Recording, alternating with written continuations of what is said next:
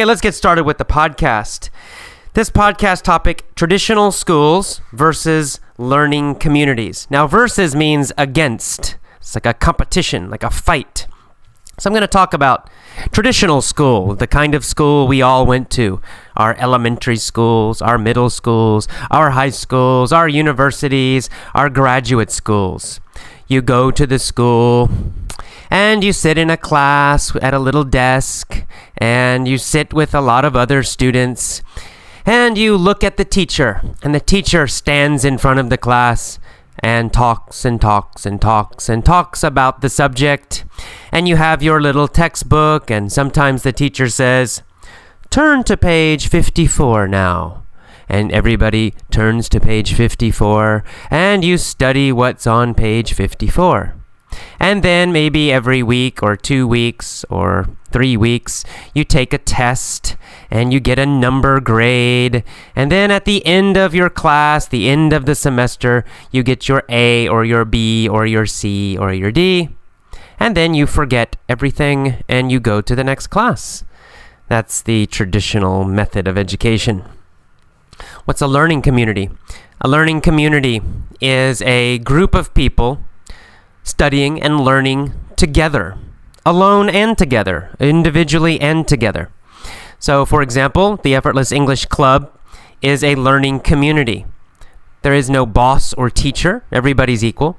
And everyone is learning English, and everyone is helping everyone else learn English. So we're learning individually, of course, at home, learning English, but then also we communicate with each other, support each other, encourage each other.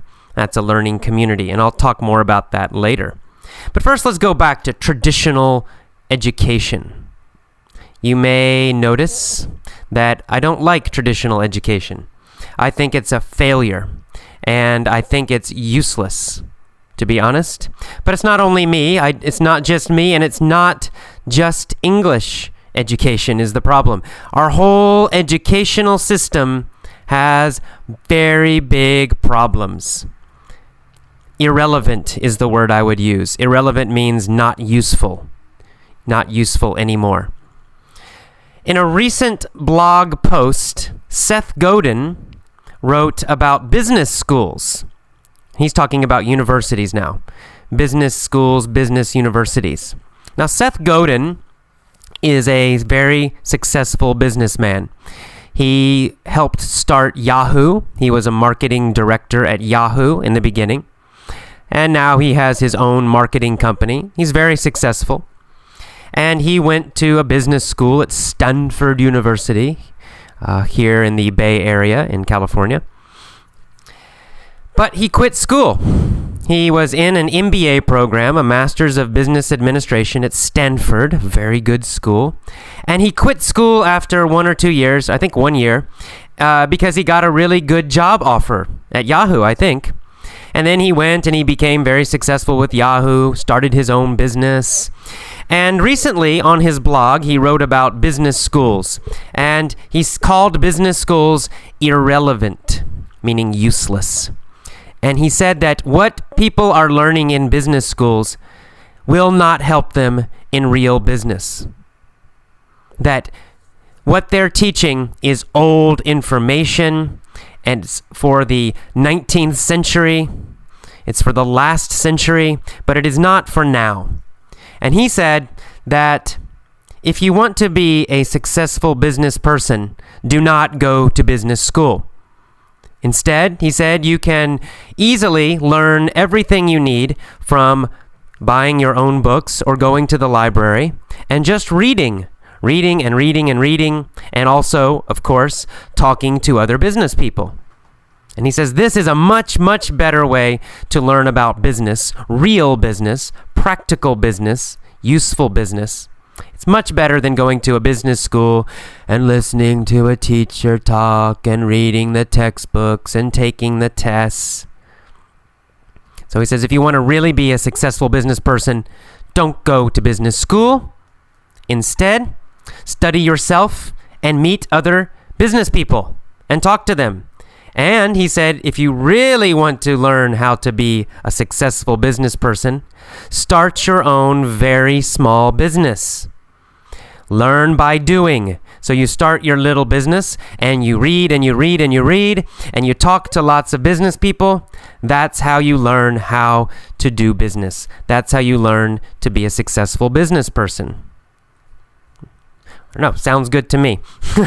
Tom Peters, another very famous and successful business person. He's kind of a management guru.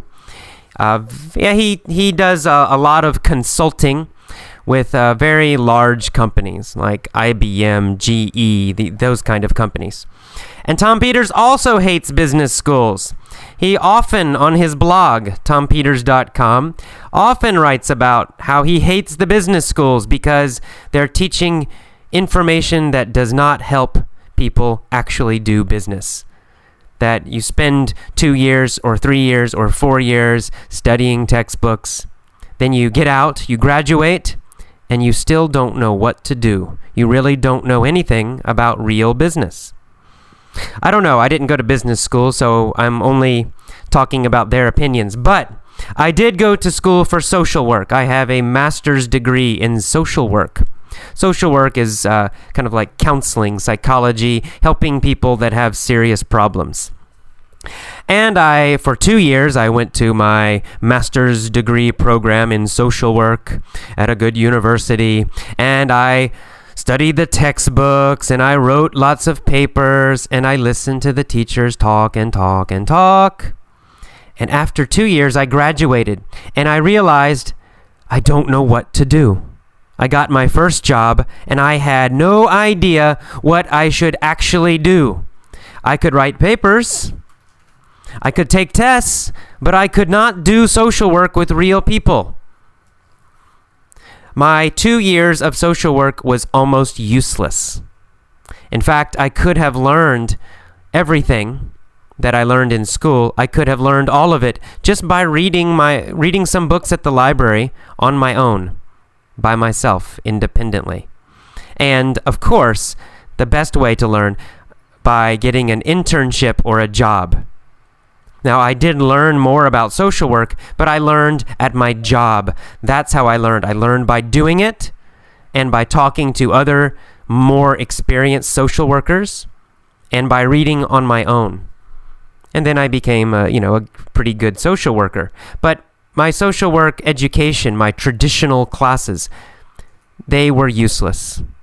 A big waste of money. So is it only social work and business? No. Journalism, another example. I have a bachelor's degree in journalism. I studied journalism for 4 years, writing. And I learned almost nothing useful. When I finished my program, my journalism program, I could not write well. I knew some basic information about newspapers and journalism, but I could have easily learned that information by reading on my own, getting books at a library, and I could have done it much, much faster than 4 years. And yet I spent $20,000, $30,000 for my degree, and it did not help me. It was almost useless. Same thing, I went to classes, I took tests, I studied textbooks, and then I forgot everything. How did I learn to write? I learned to write on my own. About 5 or 6 years ago, I decided I wanted to be a freelance writer. I wanted to write for magazines just for a little extra money and for fun. And then I bought a lot of books about how to write well. And I read articles by other people who were good writers. And I practiced a lot. I wrote and wrote and wrote. And then I would rewrite the same article again many times. And I got better and better. And finally, I did become a freelance writer. I did not learn it in traditional school. In fact, I don't think you can learn it in traditional school. And so now we come to English, your topic, what you are studying. What have you all done? Well, probably in middle school or maybe high school, you all took English at your schools. And you went to your little class and you sat in a desk with 20 or 30 other students, and you all sat quietly, and you looked to the front of the class, and the teacher came in. Probably the teacher was from your own country. Probably your teacher was not a native speaker of English. In fact, probably your teacher could not speak English very well. Probably your teacher had a very bad accent, very bad pronunciation. Probably your teacher could not really speak fluently and easily. And since your teacher could not really speak English, your teacher focused on grammar and analyzing the language, figuring it out, translating it. So you sat at your desk and the teacher explained all the difficult rules of English. It's so complicated. And you studied your little textbook. Please turn to page 10. Good. At the bottom of page 10, you see 2 sentences. Please translate them into Japanese or French or whatever. And this is what you did in your class. And sometimes your teacher gave you a test, and you had to translate from your language to English and from English to your language. And you had to choose A, B, C, or D. Which is the correct answer in this situation? And you had to know all the difficult grammar rules. And then you forgot most of it, and you certainly could not use it. And, in fact, your teacher probably could not use it, unless you were very lucky. And what did you do? You did this for what? 1 year? 2 years? 5 years? From middle school through high school, some of you into university, using this traditional method, sitting quietly, listening to the teacher explain. A lot of that time speaking your language, your native language, not English. And after all this time, you finally meet somebody from America, and they start talking to you, and you can't understand them. Or you watch an American movie, and you can't understand it. Or you travel to England, or America, or Australia, and you can't understand what people are saying, and you also can't say what you need to say. You can't really communicate. All those years of traditional education wasted, a big waste of time. That's traditional education. It does not work, especially now as things are changing so fast in the world, and the world is becoming so global, and whether you like it or not, English is the global language right now, and so English is quite useful. But traditional teaching methods don't work, as most of you already know. So there's got to be another way. These kinds of systems, these kinds of education systems, they just don't work anymore. If you want a degree, a piece of paper, he says, I have a bachelor's degree, I have a master's. Okay, you can pay your $10,000, $20,000, $30,000, get your paper. I did. It helped me get jobs, that's all. But if you really want to learn something, business, social work, journalism, science, or English, you have to use a different way. If you really want to learn it and really want to use it, forget traditional schools. And by traditional schools, I mean also language schools. In Japan, they have Nova and Aeon and all those big traditional language schools. They don't work. They use the same basic idea, the same basic methods as your middle school and high school. Except maybe you have some young American teaching your class. But the basic approach is the same, and it doesn't work. So what you've got to do is try something else. You have to join the present and the future. And that future is learning communities.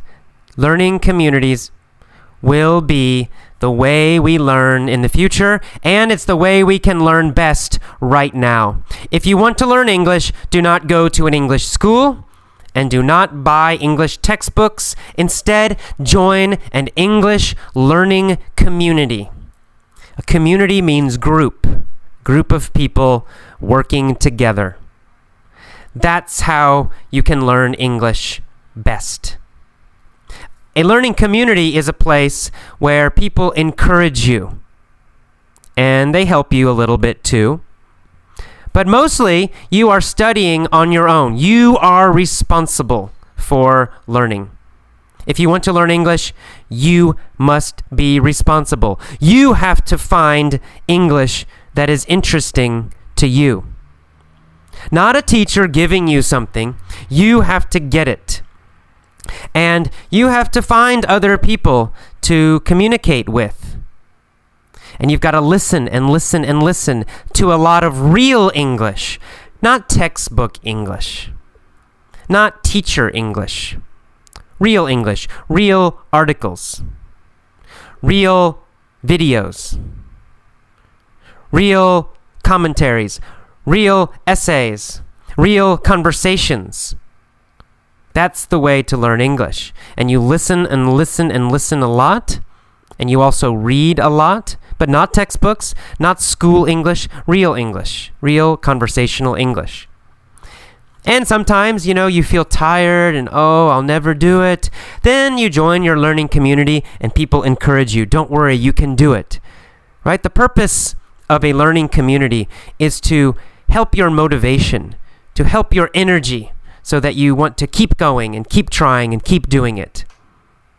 And that's my job at Effortless English.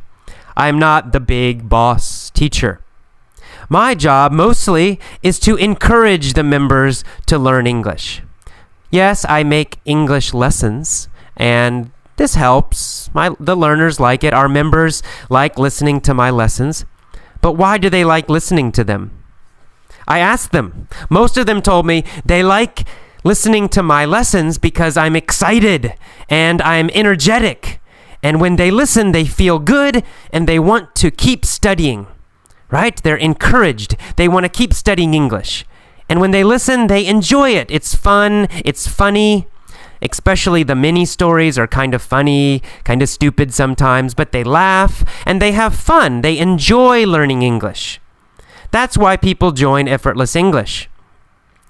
Not so I can explain everything. No.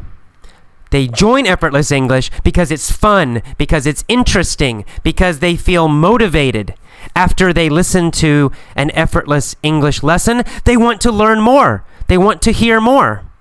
Then they find more themselves. They might get on the internet and find another podcast. They might find another article. So the purpose of our club is to keep that energy high. The purpose of the club is to help each other enjoy English, the real language. Because the textbooks are dead. The schools are dead. If you really want to learn English, you have to find the living language, the real living language, the language with emotion, the language with real ideas, the language with real people. That's what a learning community gives you. And that's why you should join a learning community. Join Effortless English. The Effortless English Club is a great learning community, and it's growing every day. There are others on the internet. You can find them. There might be some in your hometown. Look for them. But find a learning community, online or in your town.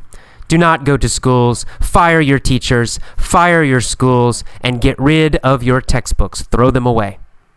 All right, I hope you will find the real language, real English, real people, real emotions. Then you will really begin to love English. I'll see you next time. Bye-bye.